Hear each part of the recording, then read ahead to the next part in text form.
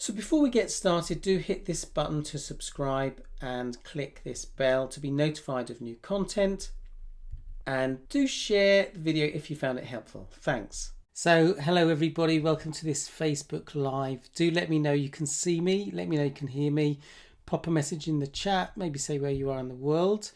So welcome to this Facebook Live on this topic on beating panic attacks. So I want to talk about this topic because someone in my Facebook group asked for tips about dealing with panic attacks. They said, I had a full-blown panic attack after calling some family members out over their unhelpful comments.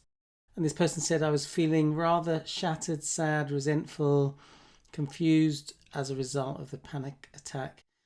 And so she really wanted some tips. How do people recover from panic attacks? So this is a topic that I have personal experience of. I have experienced panic attacks in the past, and at the time when I experienced them, I had no idea what was going on, why I was experiencing these intense feelings. Sometimes I remember going away for a weekend and feeling panicky the whole weekend.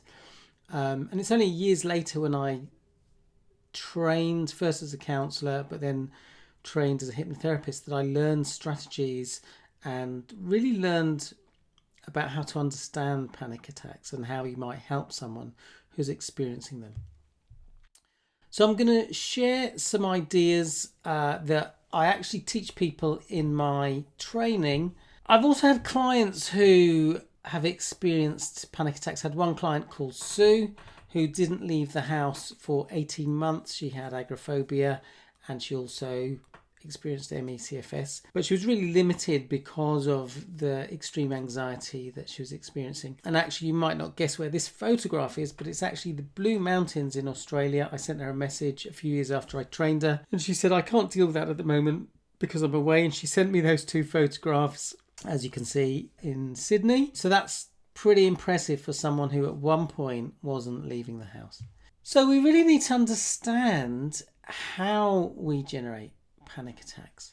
In order to generate panic attacks, we need to do certain things. I want you to think of a computer. If you want to type a letter, you open Word's document if you're on a PC, or Pages if you're on a Mac. And in the same way, we run programs. An example of that is if someone goes to a restaurant, they have a program for how they decide what they're going to eat. So person A might look at the menu and think about how that would feel in their stomach eating that, what sense of satisfaction they'd get. They might be thinking, oh, well, actually, I had chicken at lunchtime, so maybe I want something different. So they have a process that they go through. I've worked with a few clients who say that when they go to a restaurant, their strategy was to look at the menu, to panic because they weren't very good at making decisions, to choose something randomly and then not enjoy it and regret their choice. And I remember one client, her husband, saying that when his wife did that, she wouldn't be enjoying her food. She would see her husband enjoying the food he was eating and she'd want what he was eating, and she'd want some of it. And he said he found that really annoying. So I taught a very simple strategy for making better decisions around choosing what to eat. But obviously that applies to lots of things. There's an NLP practitioner called Richard Bolstad. It was his birthday this week, so happy birthday, Richard, once again. And he came up with this idea of recipes, that our experiences, our behaviours, our responses have a recipe. And if we can uncover the recipe, we can change it. So if you think of chocolate cake, it has a recipe. If you follow the recipe, do everything in the right order, you will get a chocolate cake. And if it's a great recipe, you'll get a great chocolate cake. If you mess with the recipe, if you change the order in which you do things, if you cook the eggs before you mix them in with the flour and sugar and butter, you're not going to get the same result. If you use soot instead of cocoa powder, you're going to get a disgusting cake. If you use shaving foam instead of a delicious cream filling, you're going to get a different result.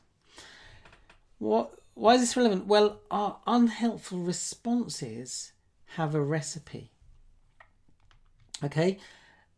If we understand what the ingredients are that result in a panic attack, and we change those ingredients, we're going to get a different result. Okay? Now, that sounds straightforward, but the tricky thing is some of the stuff that we're doing is unconscious. We don't realize we're doing it. And so I teach this concept, teach this equation, E plus R equals O, where E is the event, R is the response, and O is the outcome. So for any event, we can respond in one of three ways. We can respond in a positive way, in a neutral way, or a negative way.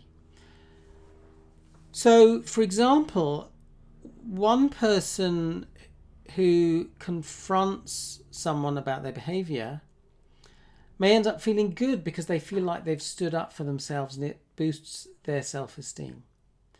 Another person might feel completely neutral. They're, standing up for themselves is so second nature, they don't really have any kind of response. Whereas some people, if they have to stand up for themselves, they might experience stress. They generate self-doubt. Should I do this? Are my feelings valid? They might feel embarrassment. These things that I felt at one point when I had to challenge someone. So each person is running a different program.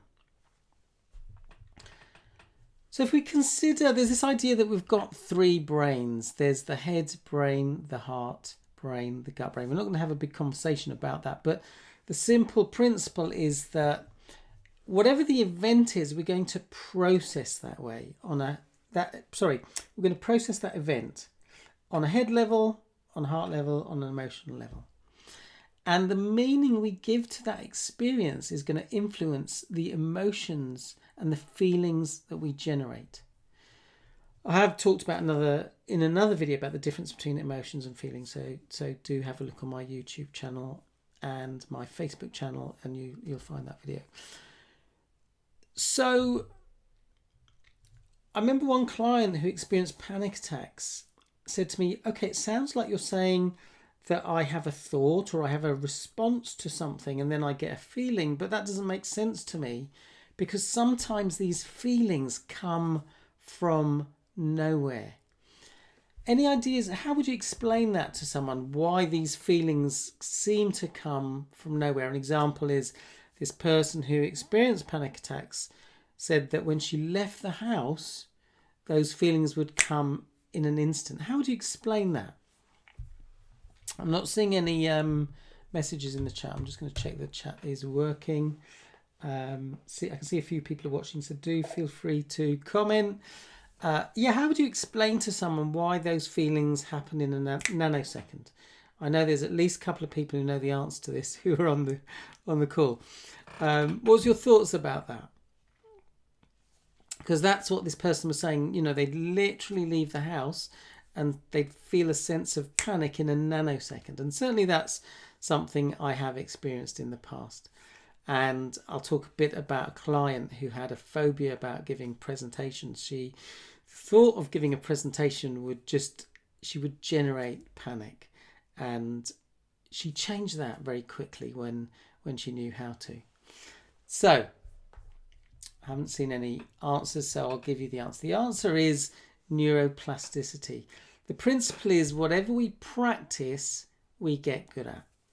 So if any of you have learned an instrument, then you know that if you practice playing an instrument, you get better at it. After a while, you don't have to think about anything, about where to put the fingers to play a chord of C on a piano. You just do it automatically. Now, in the same way, if we practice anxiety, we get good at it. If we practice panic attacks, we get good at it. And the problem is if we don't address those things, they can get worse and more extensive. I had a client who, first of all, was a bit anxious in social situations, and she ended up to the point where she wasn't leaving the house. Okay. So, again, I talk about this concept of neuroplasticity in more detail in another video. If you go to my YouTube channel, MECFS Explored, or my Facebook page and do a search for neuroplasticity, you'll find the video with this image on it.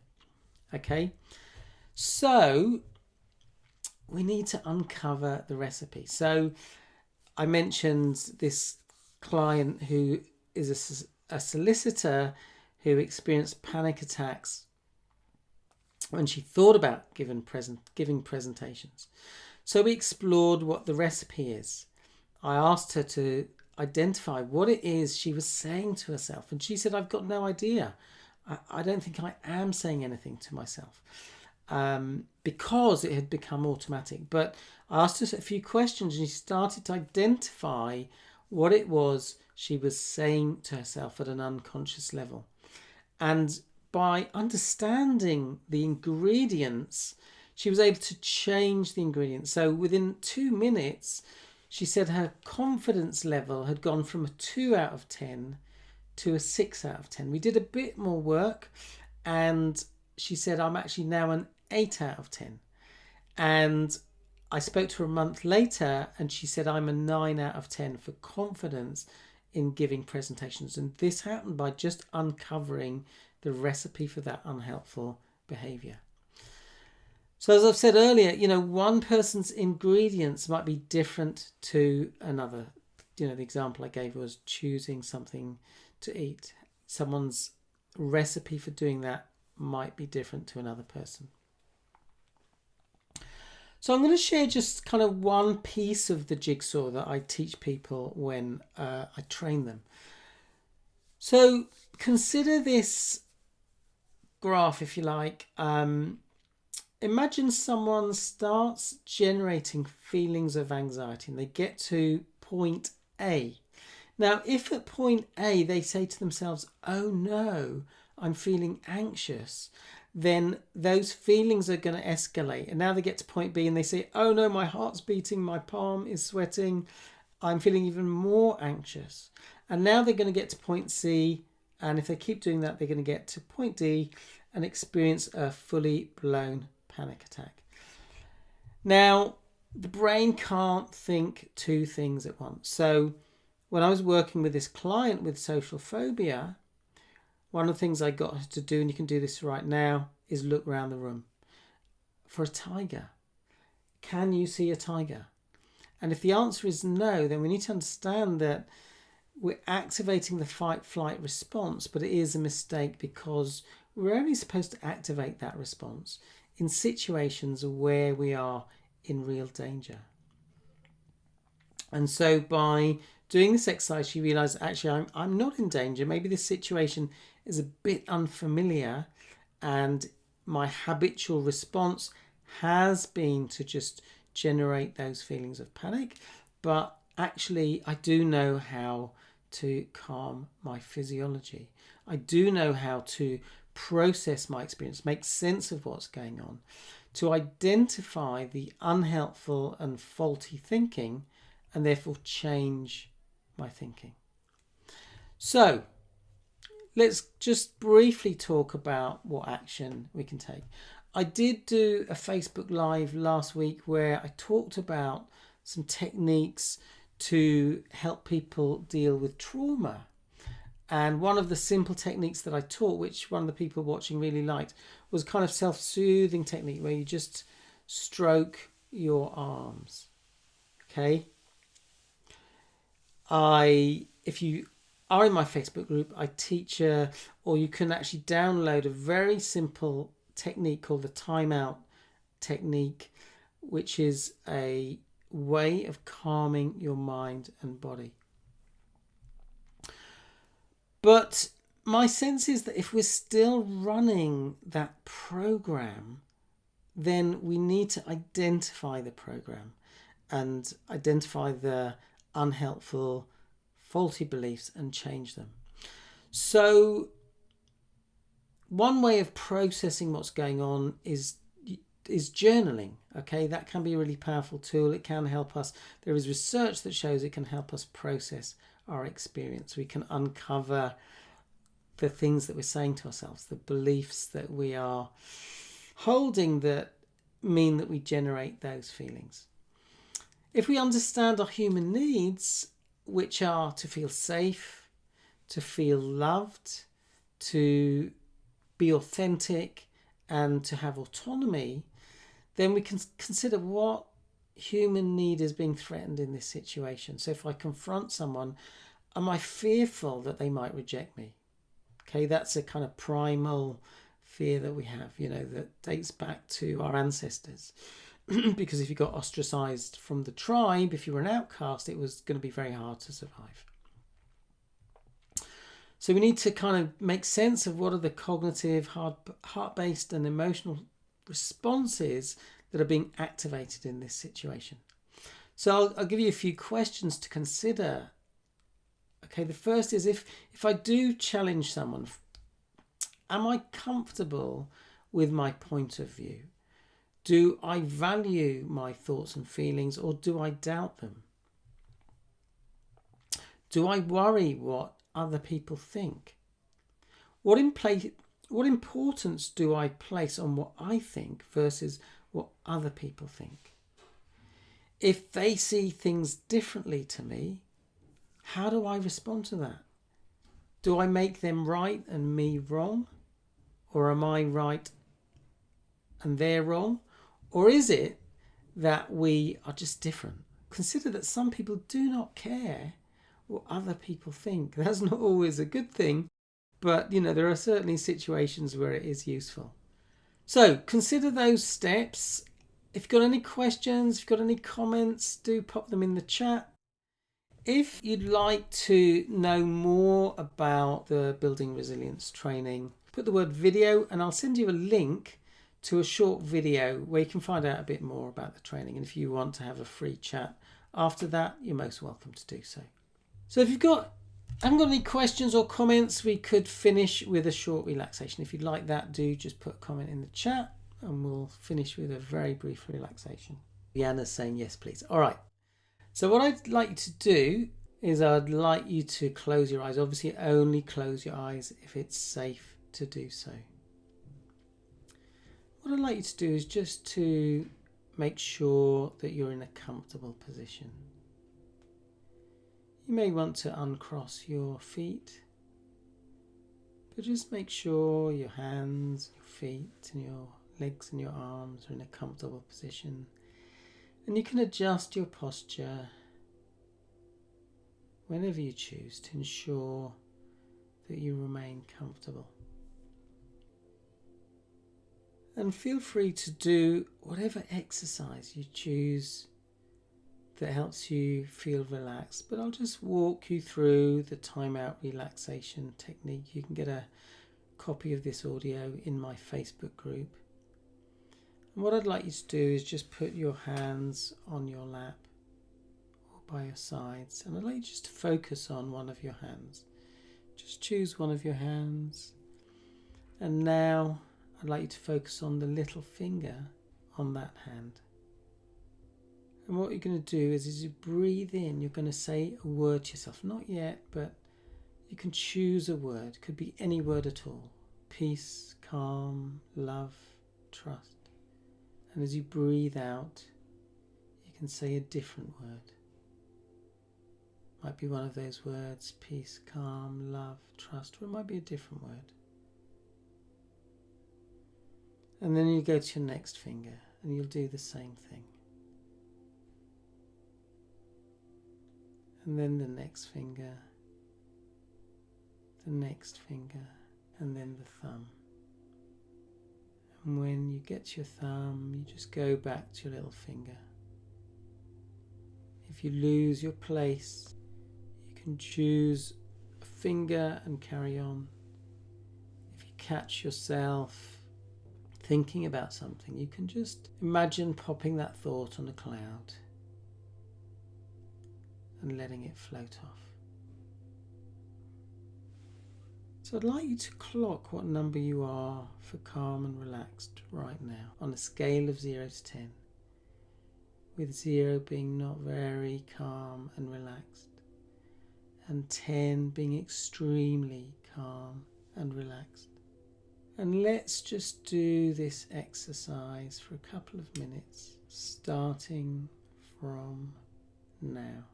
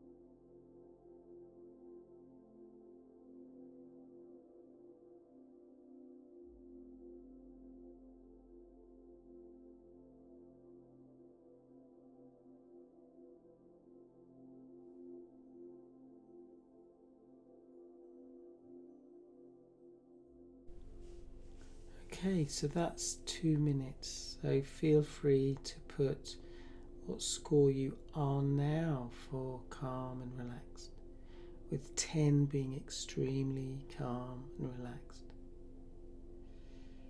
So if you've got any questions, do feel free to comment below or send me a private message.